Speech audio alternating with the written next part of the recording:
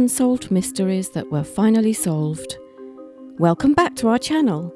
Today we will share 10 unsolved mysteries that were finally solved in very unusual ways. Everyone loves a good old mystery story. Whether it's a missing artifact or a scandal that's gone on for generations, a mystery will always remain a mystery. And of course, when you solve the mystery, it makes everything even sweeter. The longer the mystery goes on, the more intrigue it gathers, and that ultimately makes it even more enticing to solve. Well guys, put on your best detective look and grab your pens, notepads and magnifying glasses as we take a look at 10 mysteries and how they were finally solved. Trust us when we say these mysteries were some of the strangest ones you will ever see. Also, before we go into the video, don't forget to smash that like and subscribe button. Rest in peace, Berelez. Babysitters are so in demand nowadays. Because of how busy and infuriatingly demanding work can get for newcomers into parenthood, it's quite hard to always be with your baby's beck and call. Even for the more seasoned parents, it's never that easy to be there for your child 24/7. That's why babysitters are needed, but sometimes even as a babysitter things can never be that easygoing when looking after a child. Just ask 5-year-old Ali, Berelez's babysitter, who went in for a minute to get the girl and returned saying the girl was missing.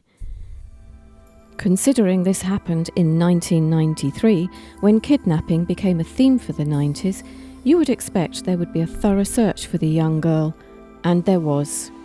For days on end, the police had to bring in bloodhounds to find the girl. Reports showed that one search dog was able to track her scent for nearly 40 blocks, even leading to the highway. But a group of volunteers were able to find her deceased body off the highway in a densely wooded area. As the investigation continued, no one knew who her killer could be. It was later found out that DNA evidence showed Nick Stouffer was the killer. Guess when the case was solved? 18 freaking years later.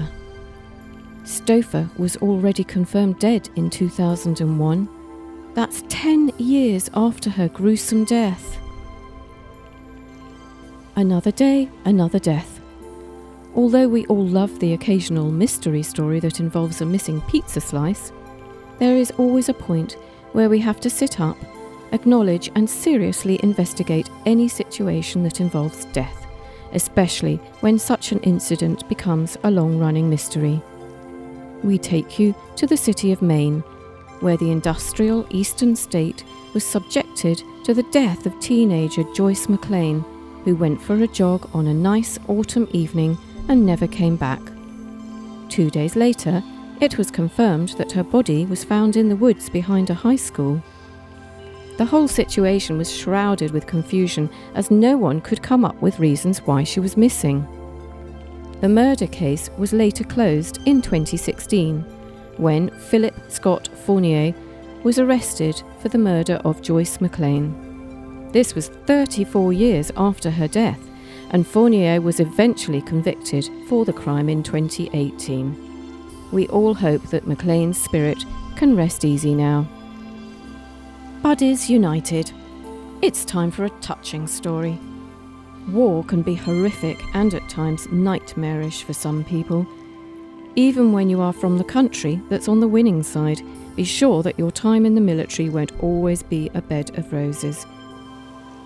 That's how bad it was for Mitchell Shigemoto, who served in the US during the Vietnam War, but was abused and thoroughly vilified for his Japanese heritage.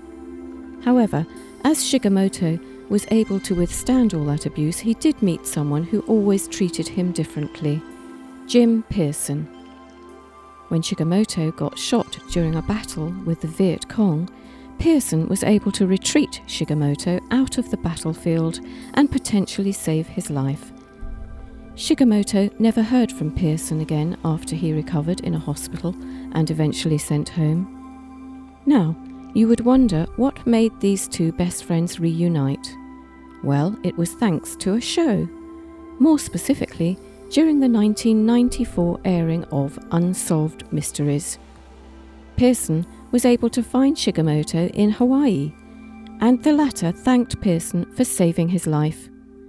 You just can't write this, now can you? The missing girl. Well, we are back to another case of kidnapping. Well, kind of, and trust us, this isn't pretty.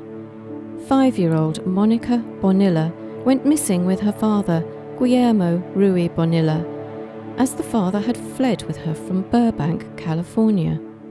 Rosemary, the child's mother, had reportedly said that Guillermo's personality had changed after the assassination of John Lennon. It was even believed by Guillermo that John Lennon's spirit had been reincarnated in him, which showed in his change in appearance to look more like the revered rock star. Rosemary did return from work to discover that both Monica and Guillermo were gone, with no signs as to where they had gone to. This happened in 1982, which was 2 years before Lennon's death. However, what particularly makes this case interesting is that it was featured on Unsolved Mysteries, not as an independent episode, but as an update to one relating to Nylene Marshall, another missing girl. It was later uncovered that Monica was Nylene. She was found living in Vancouver, Canada with her father, under different names. Prison break girl. Escaping prison is one of those things we always say it's cool whenever we see it in the movies, but get horrified when it happens in real life. Well, at least now you will know why a lot of people freak out when a prison break happens. Ohio babysitter Margot Freshwater was convicted and imprisoned for murder, but was able to escape as a fugitive with another inmate. She decided to seek help from Glenn Nash, who was a lawyer, so she could get her boyfriend out of prison. Eventually, work entangled with romance, and Nash and Freshwater inevitably became an item. However, it wasn't your ordinary couple's romance. They went on a serious crime spree which featured murdering a liquor store cashier as well as killing a cab driver. Both were charged with murder. However, Nash was ruled insane and Freshwater was later imprisoned. Well, as you can expect, Freshwater escaped prison again, with no one knowing where she could be. She was found again and arrested after relocating and living under an assumed name, Tanya, as well as with her own family who was oblivious of her past. Eventually, she got imprisoned again and released after serving her time. The money-hungry patient. There are times people do fake illnesses. Some fake being sick to get a day off school or work. Heck, some people have even faked being sick to escape from embarrassing family engagements. However, Tom Hughes did something that sets him apart from the rest. In 1993, it was reported that he had died of a heart attack in a Connecticut hospital. However, further digging into his identity by hospital staff revealed that the man who called himself Tom Hughes was a fraud. Higher authorities became involved in the scandal, and it was discovered that Hughes had, in essence, become a professional patient, jumping from one hospital to another nationwide. He did that to seek treatment for made-up illnesses, so he could eventually sue them for medical negligence. Mind-blowing. He was later identified as Thomas White, his real name. He suffered from Munchausen syndrome, which is associated with people who concoct false stories about ailments. If you ever wanted to see an attention seeker, well, look no further. An amnesia of epic proportions. Now, ladies and gentlemen, this story, in particular, makes you feel like the victim was in a video game.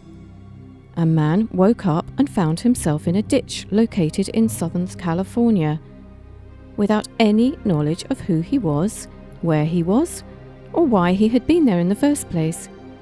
He looked around briefly and discovered a blue duffel bag that was also in the ditch with him. He eventually found a Boston Public Library card in the bag belonging to one Pierre April.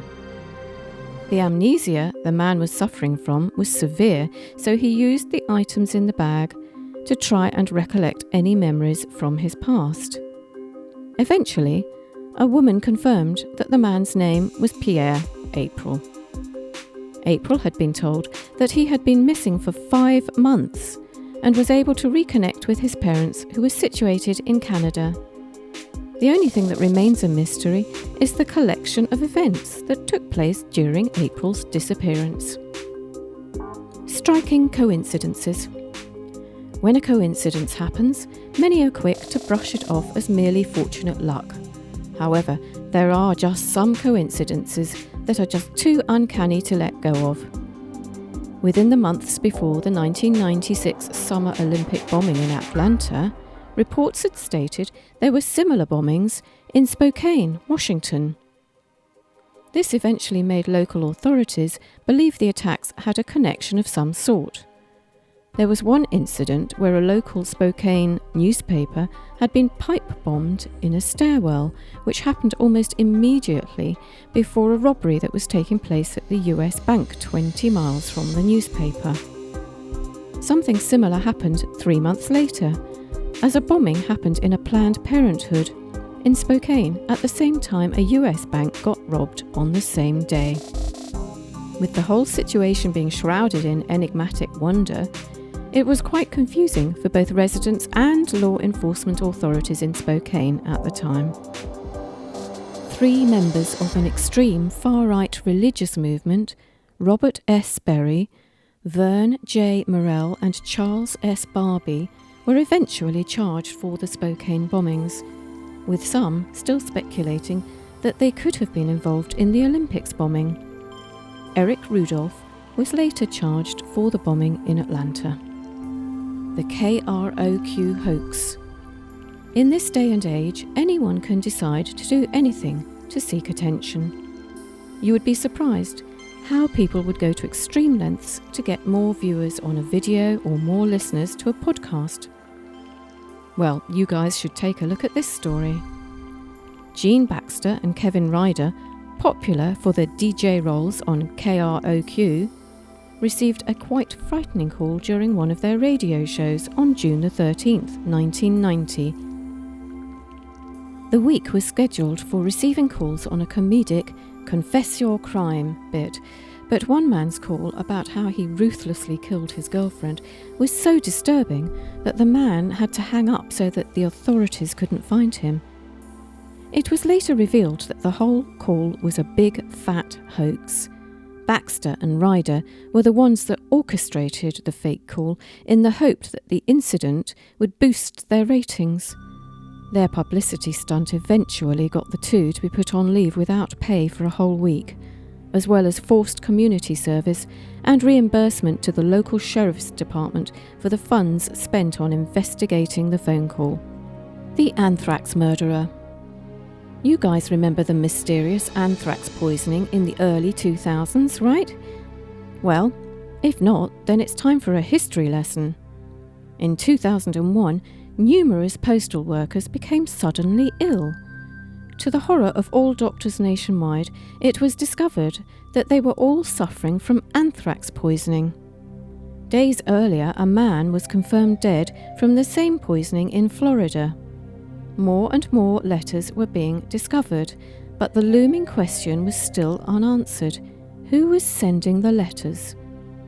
In 2008, Army biologist Bruce Edwards Ivins was hospitalized after suffering from a prescription drug overdose.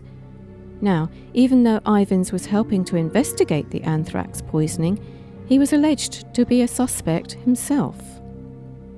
Ivins died at the ripe old age of 62 on July the 29th, 2008.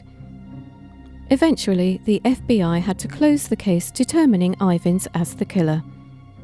However, even after his death, there has been new evidence that adds doubt to the FBI's conclusion. Indeed, this was a solved, yet inconclusive, mystery which still sparks debate till now. Enjoyed our video? Let us know in the comments below.